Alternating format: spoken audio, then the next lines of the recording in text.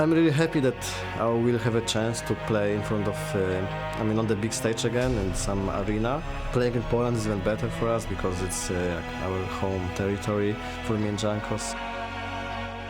I hope the people will cheer for us in our fair play match and we'll do our best. Wonder knocked back into the team. It's going to be his burial. It's Forgiven picks up the kill.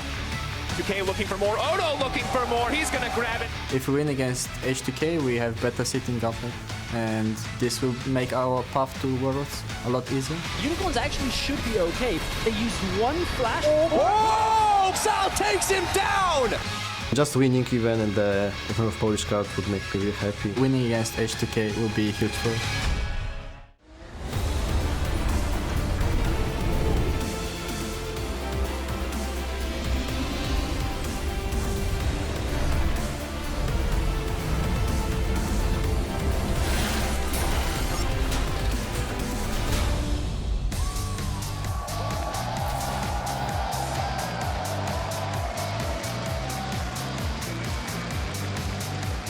Welcome to Krakow, Poland. We're coming to you live from the Tauron Arena with the EU LCS Summer Split third place match.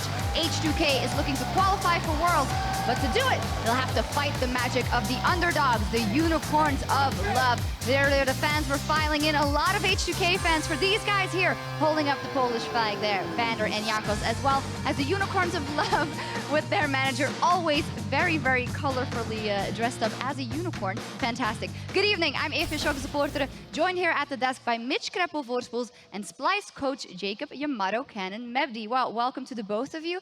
And you are playing tomorrow, but I also heard that you are, in fact, half Polish, so this is a super special occasion. Pewnie, że jestem. Polacy są najlepsze. Yeah. Dziękuję. There we go. I only know one Polish word, and I don't think it's suitable for broadcast. No, I don't think so. I think we should dive straight into the bracket because it's been a long road to Krakow, but we are finally here. Let's take a look at how these two teams got here. Unicorns of Love besting the Giants, but then falling to G2, and H2K crushing Fnatic, but then not making it versus Splice in that very, very excruciating 5-gamer. Yeah, really interesting series overall, looking at it. It went all 5 games, and more importantly, just very stagnant in terms of picks and bans from H2K, and that to me was surprising because probably Lauda is one of the best coaches. Yamato, what was your take on just sticking with all those bans all the way through? I felt like a glaring weakness in what H2K did was the fact that something worked for them in the first game, but that was us just showing weakness in the early game. We adapted, and then they just stuck to the same strategy because it worked one game. I feel like adaptation is very important in the best of 5, and H2K showed that they are not willing to do it. And on the other hand, the Unicorns of Love have shown that they are able to fall back on different strategies when they play, and even though they were the underdogs versus G2, not a lot of people had expected to win, but for me, that left a good feeling about the Unicorns of Love after even that loss 3-1. Yeah, they've shown progression mostly in their solo lanes. VODS and Exile just grew as players. Like VODS got back to what he used to be, in my opinion, and Exile, if you compare from where he came in initially, the growth that he's shown as a player was actually marvelous because a lot of mid lane talent in Europe kind of took a dive down, in my opinion. That's why the likes of Senkux and Exile could come up there and challenge for, honestly, top 3 in positions. I feel like looking at both of these teams, 6.15 feels like the perfect patch for them because I think you could critique them for their macro game in a lot of cases, team fighting, etc. But right now the focus is on the early game, and I feel like both of these teams are very good at that. We'll dive a bit deeper into this specific matchup in just a bit, but before we get into that, we have something special. Throughout the summer split, we've been watching closely, awarding player of the game to the hard carry of every match. Those votes have been counted, along with those of a panel of experts, and tonight we can reveal who has the biggest shoulders of the EU LCS. Spoiler, it's not me. Let's meet our MVP of the summer split, G2 Esports Trick. I'm very honored to have received the award of MVP in my first split, and I'm really motivated right now to do even better and show even better performances. Trick. Getting aggressive, wants to kill on Zyra. All right, I guess you can do that. But Trick, a huge show of confidence there. They turn to Reckless, pounce on him, a double kill, over to Trick, and it's Yellowstar's turn to fall. A triple kill for the Kitty Cat, and that's gonna be base. Go in.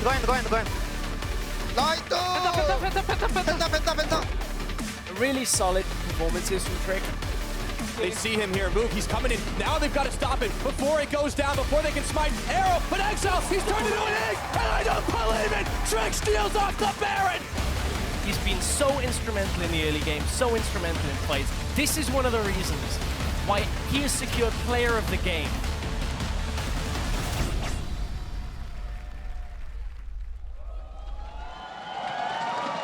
And here we are, two-time split MVP here with Trick. And I mean, obviously, the fans love you. And the first question has to be, what does it mean to you as a player in your professional career to be our season-long MVP? Oh, I'm really happy because I get first time or 2 times get MVP.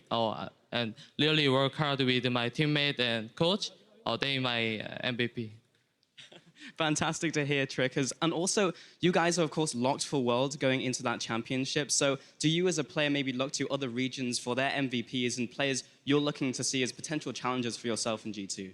Oh, I think Smap and Karsar because Smap is one of the best player in LCK and Karsar is good in MSI. So I want to play against them.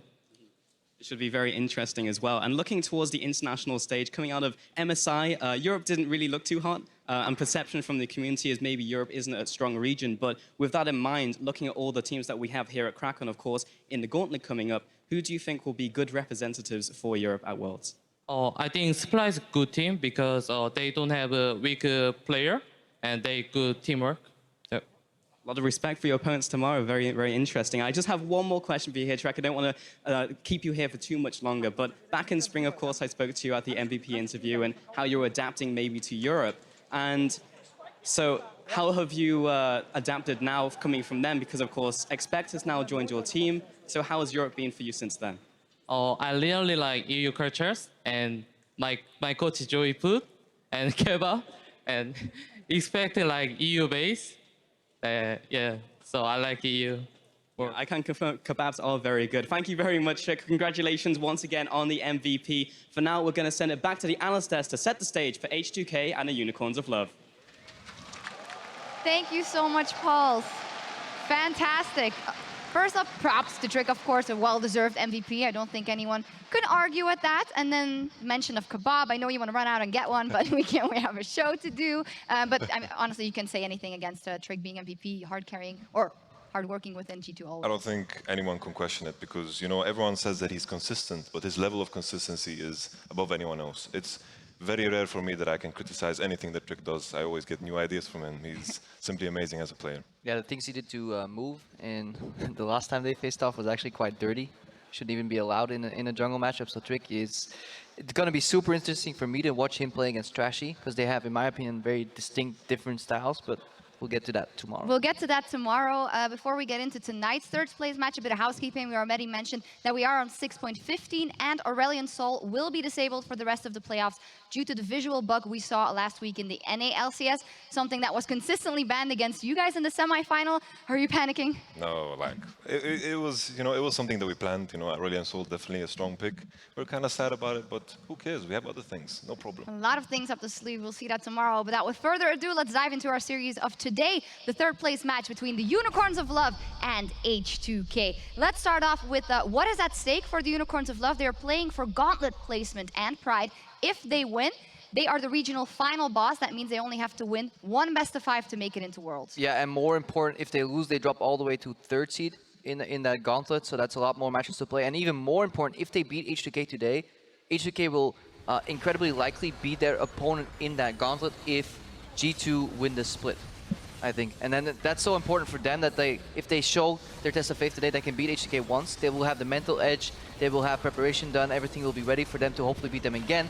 And they basically have 1 foot into Worlds already if they win today, and that's massive. And Yamato has another horse in the race because if they win, then you guys go to Worlds anyway. For sure. This is the first time in my entire lifetime that I'm rooting for Unicorns of Love. Okay, well, just to clarify, if the Unicorns win, that means that Splice has or the most championship tomorrows if G2 wins, or if they win the whole thing, then they go to Worlds like that. So. And both will go as equal seeds, yes. seed number 2s, because something happened at MSI that lost us our number 1 We seed. never talk about that again.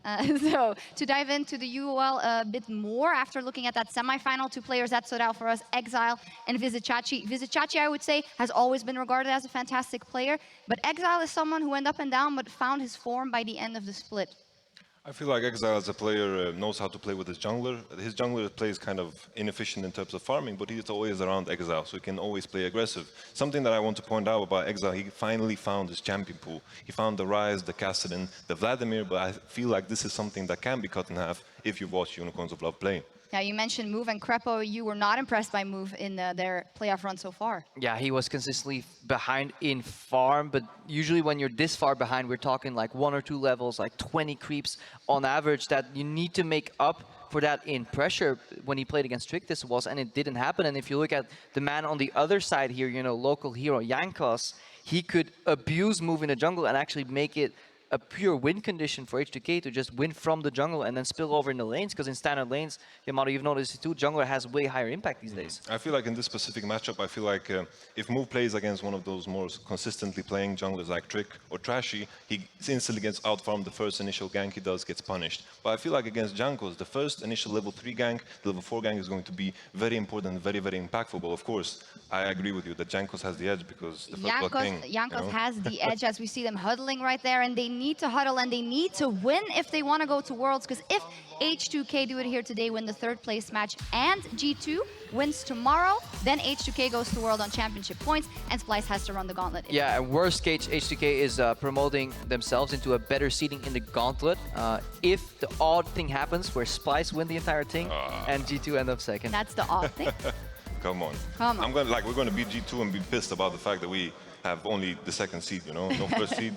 That's going to be the problem we're going to be facing. We'll see what happens. Let's talk a bit more about H2K. I said fantastic versus Fnatic, very convincing performance also there for Jankos, and then just falling to you guys in the end. We already mentioned the drafting, which is just a sign of the non-adaptability, and that really surprised us. As for Prolly, someone who usually comes with a game plan that could change, so how will he bounce back here? Yeah, it's been universally condemned. I actually just want to make that into a different question. Yamato, like as a coach, how much risk can you take in a game 1 by not banning these champions out and kind of getting the feel of a team? Because I feel like champions like Bard and Aurelion Sol against Splyce or kind of fringe bans, at least would you give a team a chance to whip them out and then ban them if they prove powerful? Because in my opinion, H2K were essentially wasting their bans.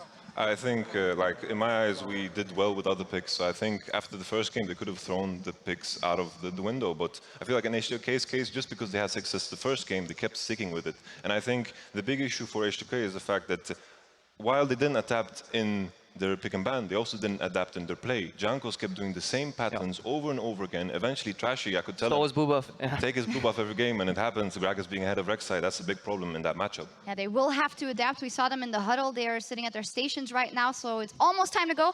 Predictions, you guys, with exact numbers, please. Gotta piss off the crowd here, but I think Unicorns will take it 3-1. Any special reasoning? I don't know, man. H2K looked shaky, and historically speaking, they do not recover well from losses, from a like team atmosphere kind of feel. They keep on tilting? The tilt is real. They're like me in solo queue, you know, never stops. So I have to agree, this is definitely like a mental battle. I feel like if H2K are going to win this, it has to be a 3-0 sweep. I feel like if they fall down in one game, then UL will just take it home. But something that could help them is the local support here. Yeah. So if you're in the crowd and you're H2K fan, definitely make a lot of noise whenever Jankos gets a kill. You didn't actually say your prediction. Oh, my prediction is 3-1 UL. Wow. A double UOL win here from our analyst. Well, we'll see how that pans out. Our players are standing by, so let's hand it over to